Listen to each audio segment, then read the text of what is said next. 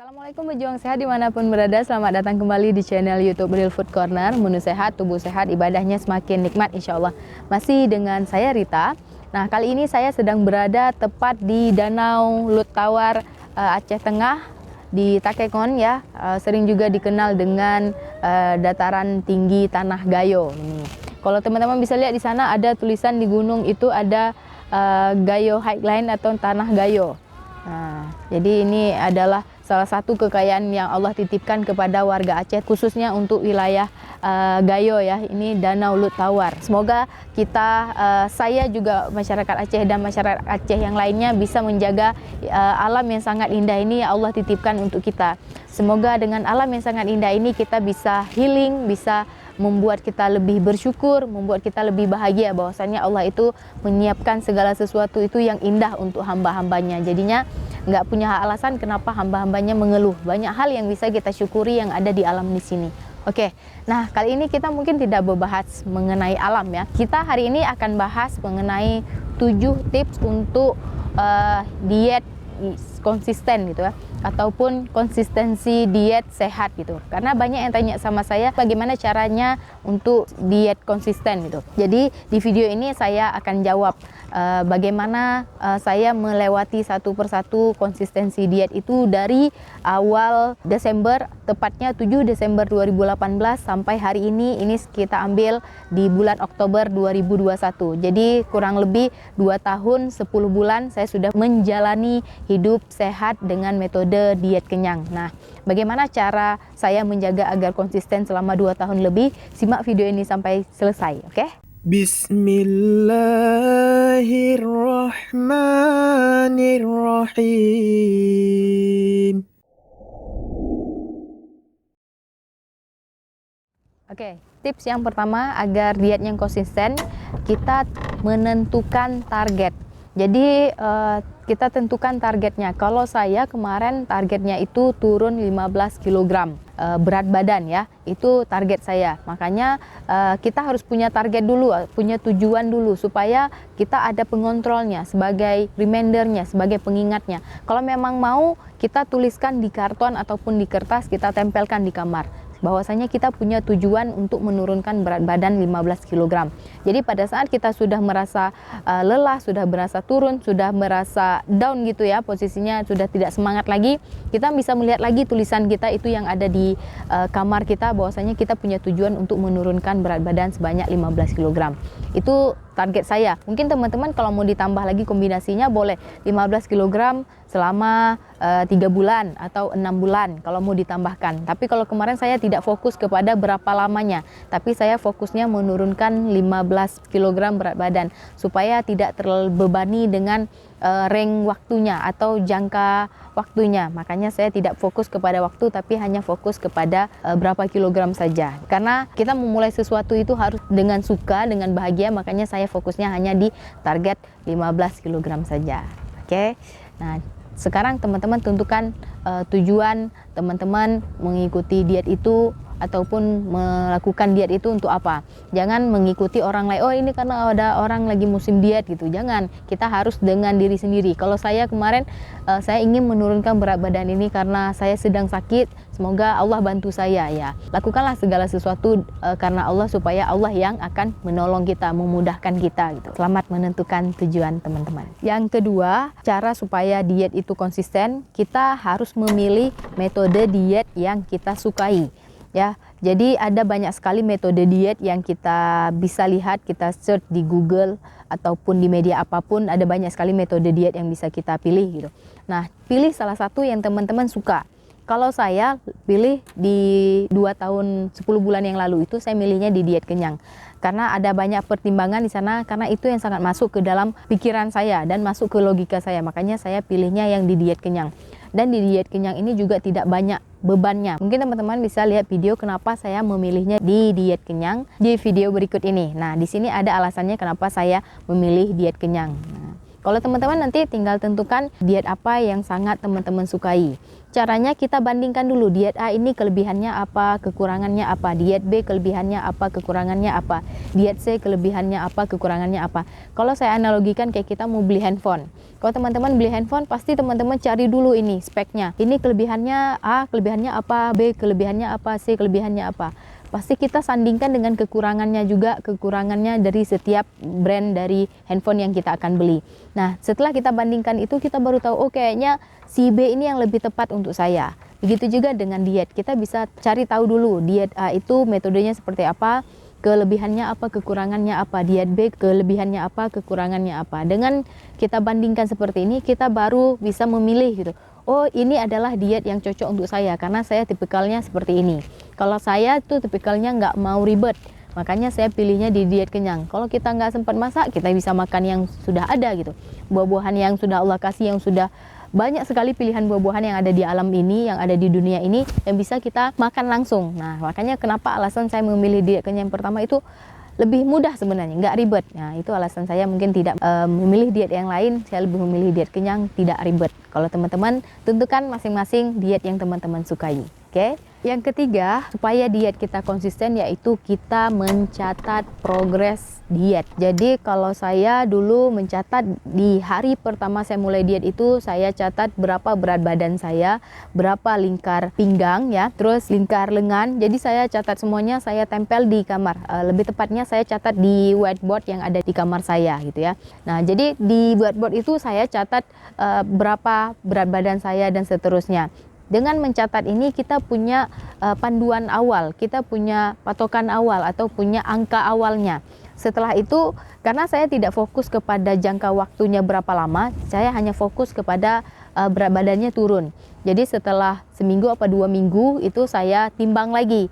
Jadi saya catat lagi, oh ini saya udah turun 2 kilo misalnya.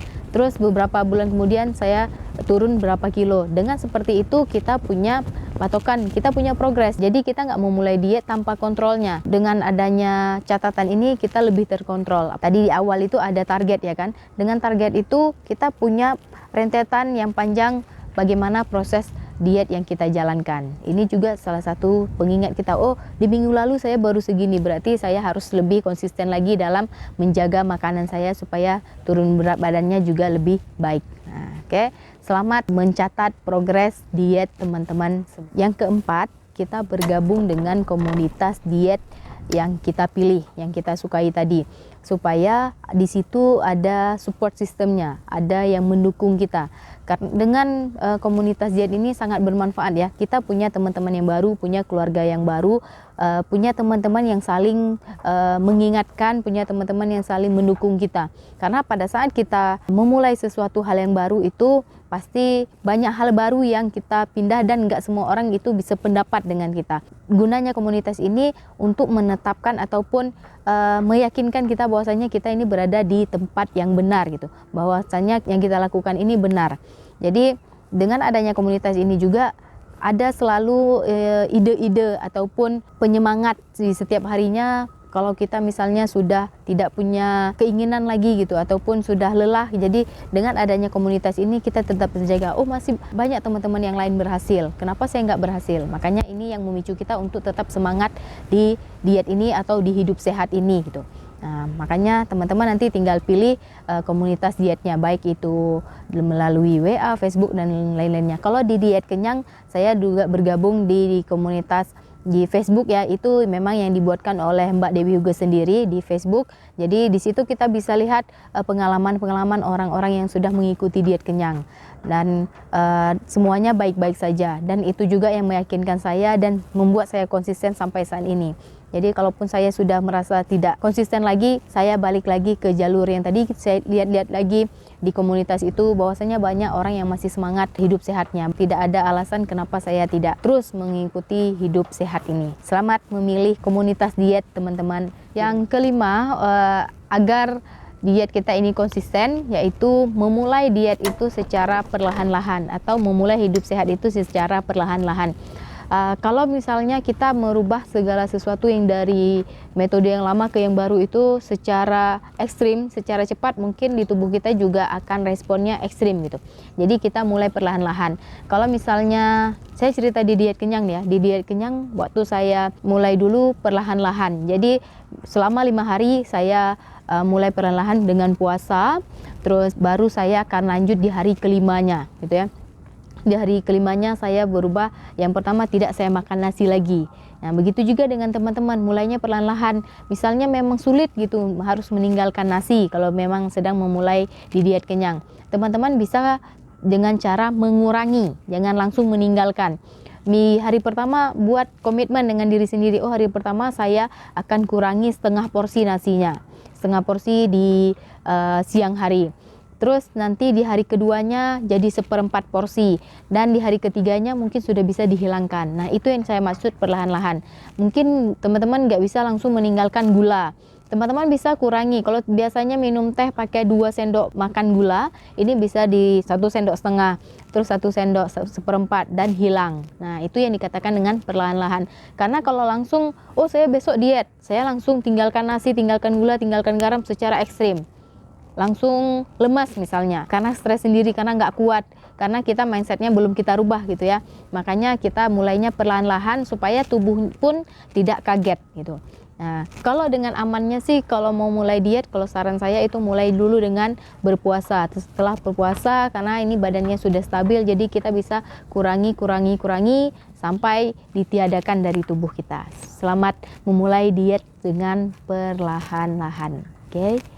Yang keenam, cara untuk tetap konsisten di diet yaitu menyiapkan bekal sendiri gitu, ataupun catering. Kalau lebih aman, kita siapkan menu dietnya sendiri. Apalagi kalau misalnya teman-teman sedang di diet kenyang ya. Kalau di diet kenyang itu kan tanpa garam, tanpa pengawet, tanpa penyedap, dan lain-lainnya ya. Mungkin teman-teman bisa lihat di video ini apa saja hal yang dilarang di diet kenyang gitu. Jadi dengan kita menyiapkan makanannya sendiri, kita punya usaha untuk menyayangi tubuh kita sendiri.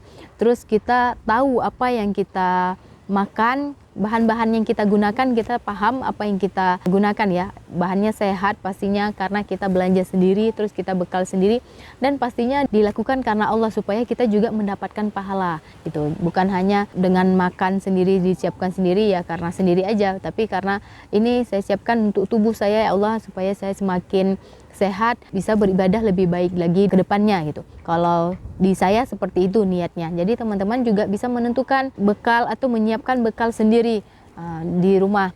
Kan kalau di diet kenyang ini kenapa lebih mudah? Karena cuma dikukus. Kalau teman-teman saya kukus jagung, bisa sambil mandi, jagungnya dikukus, terus kita mandi, kita pergi ke kantor. Karena banyak yang bilang ke saya gitu, saya nggak sempat karena saya kerja segala macam. Saya juga bekerja, tapi seberapa besar sih usaha kita untuk diri kita sendiri gitu. Kalau misalnya kita memang pun nggak sempat masak, kita bisa beli buah langsung dimakan aja. Intinya bekalnya kita yang siapkan sendiri, jangan orang lain. Karena kalau orang lain belum tentu paham, kecuali kita langganan di catering menu sehat. Itu kan membutuhkan biaya yang besar. Kalau teman-teman punya biaya yang besar, nggak masalah gitu. Intinya kita tahu apa yang kita makan sesuai dengan aturan dietnya masing-masing. Selamat menyiapkan menu bekal sendiri supaya bekalnya semakin sehat untuk tubuh kita. Yang ketujuh, cara atau tips untuk tetap konsisten di diet, caranya yaitu kita tidak mengulang-ulang resep yang sama untuk hari berikutnya atau mengganti menu setiap hari. Kalau mau mengganti menu sehari 3 kali gitu, atau lebih simpelnya sehari beda menu dengan besok-besoknya. Jadi setiap hari menunya diganti-ganti terus gitu ya. Teman-teman bisa lihat mungkin kalau memang di diet kenyang ya, di channel ini ada banyak sekali menu. Kita punya video sekitar 200-an lebih. Teman-teman bisa lihat di bawah itu banyak sekali ide menu sehat yang lainnya. Jadi setiap hari kita ganti menu. Kenapa seringnya tidak konsisten? Karena misalnya yang diet kenyang nih, makan kentang rebus setiap hari, itu kita akan bosan, jadinya kita nggak akan konsisten di diet kenyang. Makanya kenapa saya banyak rubah-rubah menunya supaya kita konsisten bahwasanya yang kita makan itu bukan itu-itu saja. Itu dari sisi makanannya. Dari sisi gizinya juga, dengan kita rubah-rubah makanannya, gizinya juga berbeda-beda yang masuk ke dalam tubuh kita. Jadi semua gizi yang dibutuhkan oleh tubuh kita masuk. Karena banyak yang bilang kalau misalnya diet itu nanti gizinya nggak cukup dan segala macam. Karena dia cuma makan satu hal saja. Kalau dia makan ubi aja seminggu, ya cuman ada gizi dari ubi aja, nggak dapat gizi dari sayuran dan buah-buahan gitu. Makanya kita ganti-ganti menunya. Kita buat kalau istilahnya itu meal plan-nya, rencana makannya apa. Kalau pagi makan apa, siang makan apa, malam makan apa. Besoknya minum jus atau smoothie apa, jam 10-nya nanti mau dimakan buah-buahan atau kacang-kacangan, jam 12-nya makan apa. Kita punya rencana yang bagus gitu.